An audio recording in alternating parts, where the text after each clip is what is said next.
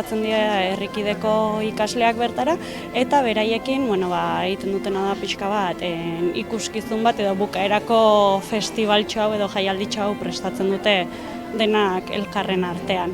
Hasiera batean topikeko lantaldeko kidea joten dira pixka bat ikaslei esplikatzea zertan datzan proiektuak edo txontxongiloak nola manipulatu eta proiektu hau zertan datzan, eta behin ja bereiekin martxan jarritakoan eta bereiek ja ikasten dutenean zertan datzan proiektua, bereiek etortzen dira Uzturre egoitzara eta bereiek erakusten diete ikasitakoa edo.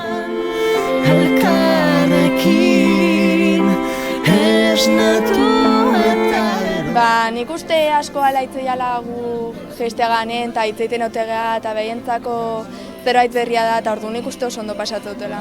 Nik uste bien artean asko ikaste duela, guk ikaste du pazientzia ukitzen eta oten baiekin eta asko ikaste du eta baiek baita pozik oteia eta alaitasuna transmititze gute.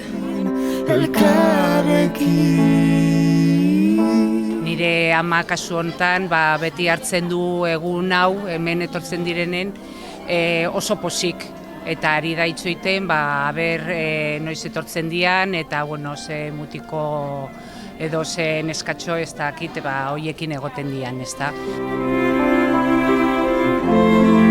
Hacen unos trabajos que aprendemos muchos de ellos, por ejemplo, manos vivas y yo he hecho una muñeca y he hecho una mexicana y un mexicano.